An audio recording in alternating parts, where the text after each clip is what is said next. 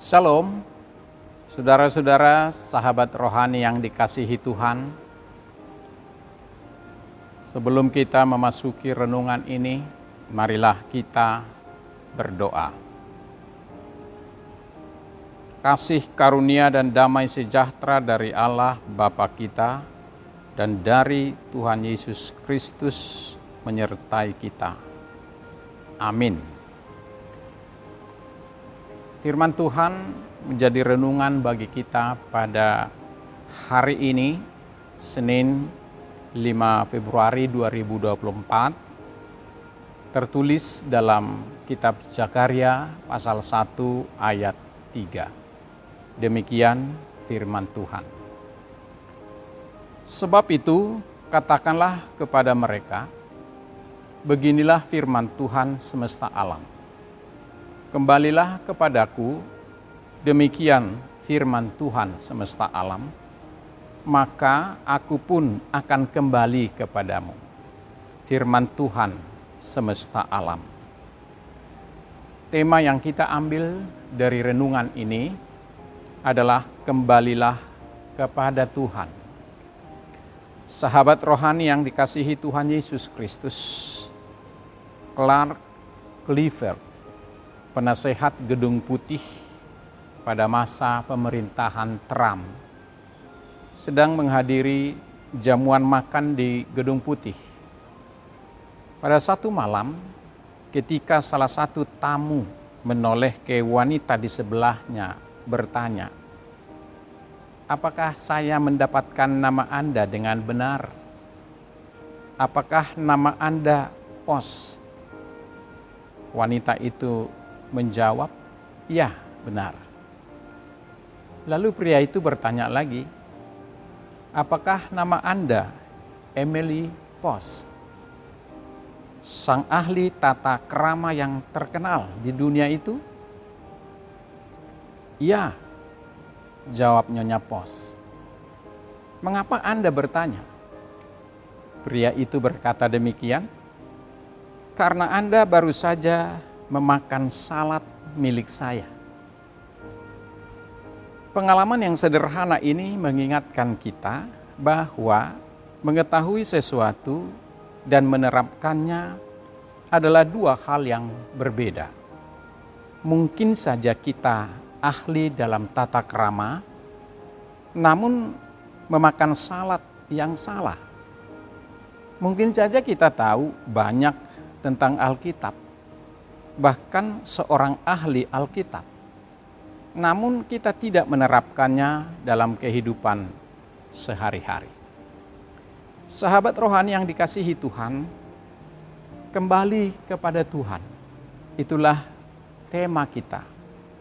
Sebagaimana yang kita tahu bahwa kitab Zakaria ditulis ketika bangsa Israel kembali dari pembuangan Babel. Allah telah menggunakan para nabi untuk mengajar, memperingati, dan mengoreksi umatnya. Tetapi bangsa Israel menolak mereka. Dosa membawa mereka kepada hukuman, dan hukuman itu adalah dibuang ke Babel. Sejarah ini perlu menjadi peringatan yang terus-menerus bagi generasi ke generasi orang percaya tentang apa yang telah Allah lakukan di masa lalu terhadap nenek moyang kita karena ketidaktaatannya. Zakaria mengatakan bahwa hubungan itu terputus karena dosa manusia.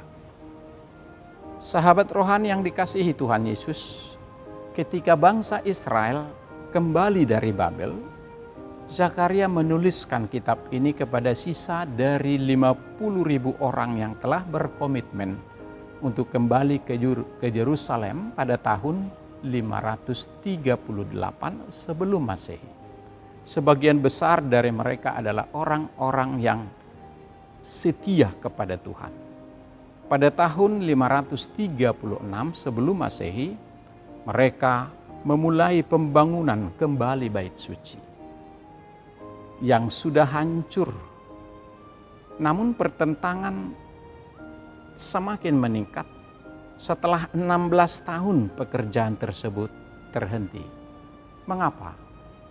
Mereka adalah sekelompok pengungsi yang kembali ke negara yang hancur itu.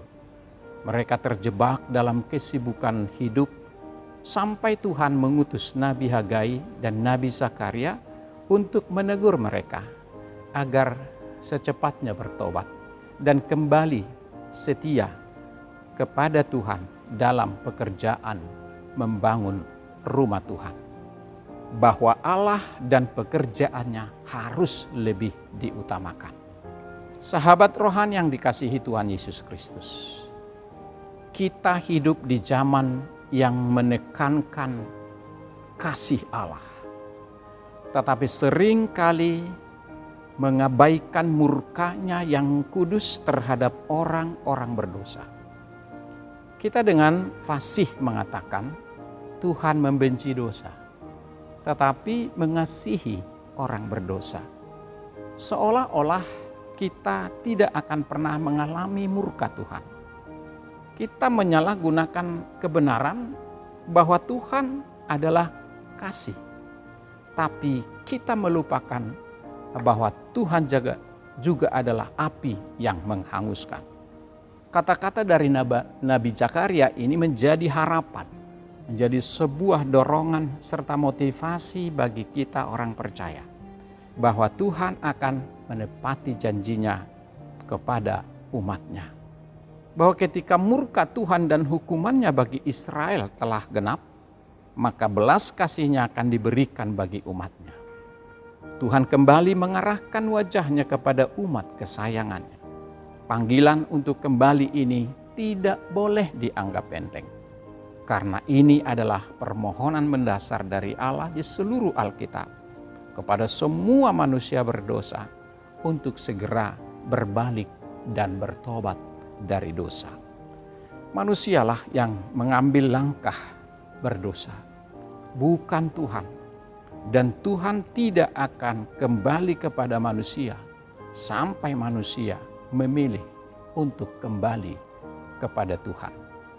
Sahabat rohani yang dikasihi Yesus Kristus, apa pesan Tuhan bagi kita hari ini dari renungan ini? Tuhan mengingatkan kita semua di tengah-tengah kesibukan kita untuk beraktivitas. Jangan pernah menutup hati kita terhadap peringatan Tuhan.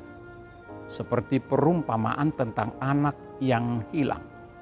Ketika kita datang kepada Tuhan, Bapa telah melihat kita dari jauh. Ia berbelas kasih. Dia berlari dan memeluk kita dengan erat. Saudara-saudaraku yang dikasihi Tuhan, Tuhan selalu menyambut kita kembali dari jalan yang salah sebagai anak-anaknya. Tuhan yang menghakimi kita, Dia juga yang mengundang kita untuk kembali kepadanya. Bukan untuk dihakimi, tapi untuk diberkati. Dan kita harus kembali. Tidak hanya sekali, tapi berulang kali seiring kita berbuat dosa kepadanya. Karena perjalanan bersama Tuhan ditandai dengan pertobatan yang terus-menerus untuk selalu kembali kepadanya. Mari kembali kepada jalan Tuhan, karena disitulah kita temukan kebenaran dan keselamatan. Tuhan memberkati kita. Amin.